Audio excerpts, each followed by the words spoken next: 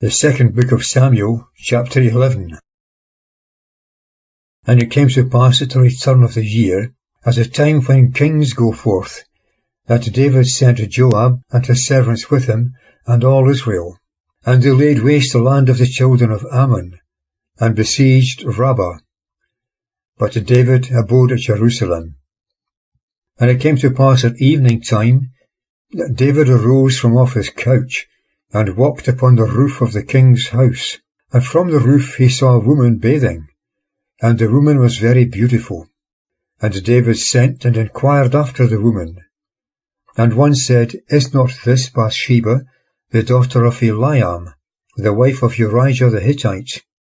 And David sent messengers, and took her. And she came in to him, and he lay with her. And she had purified herself from her uncleanness. And she returned to her house. And the woman conceived, and sent and told David, and said, I am with child. Verse 6. And David sent to Joab, saying, Send me Urijah the Hittite. And David sent Urijah to David. And when Urijah had come to him, David asked how Joab prospered, and how the people prospered, and how the war prospered. And David said to Urijah, Go down to thy house and wash thy feet. And Urijah departed out of the king's house, and there followed him presents from the king.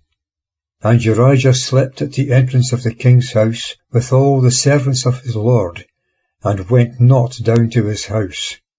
And they had told David, saying, Urijah did not go down to his house. And David said to Urijah, Art thou not come from a journey? Why didst thou not go down to thy house?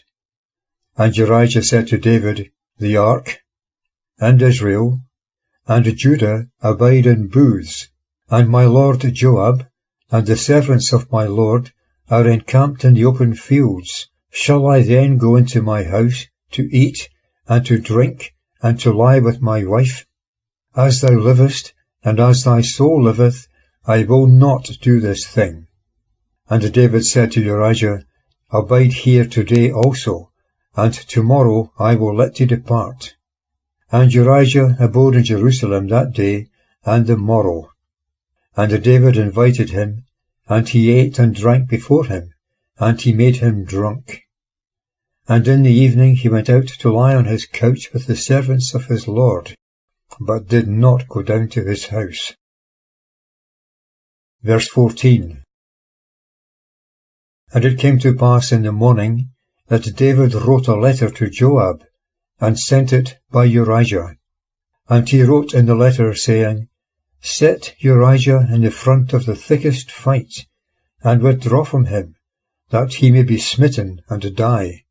And it came to pass, as Joab watched the city, that he assigned Urijah to a place where he knew that the valiant men were.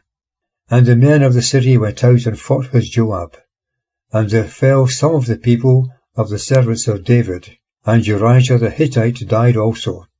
Then Joab sent and told David all the matters of the war, and charged the messenger, saying, When thou hast ended telling the matter of the war to the king, and if so be that the king's wrath arise, and he say to thee, Why did ye go so near to the city to fight?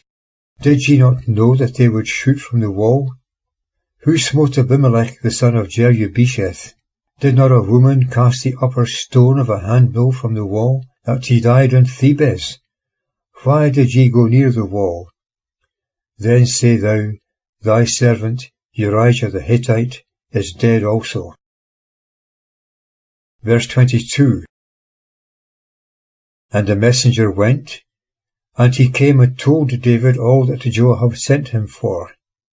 And the messenger said to David, The men prevailed against us, and came out against us into the field, and we were upon them as far as the entrance of the gate. And the shooters shot from upon the wall against thy servants, and some of the king's servants are dead, and thy servant Urijah the Hittite is dead also. Then David said to the messenger, Thus shalt thou say to Joab, Let not this thing displease thee, for the sword devours one as well as another. Make thy battle strong against the city, and overthrow it, and encourage him. And the wife of Urijah heard that Urijah her husband was dead, and she mourned for her husband. And when the mourning was past, David sent and fetched her to his house, and she became his wife, and bore him a son.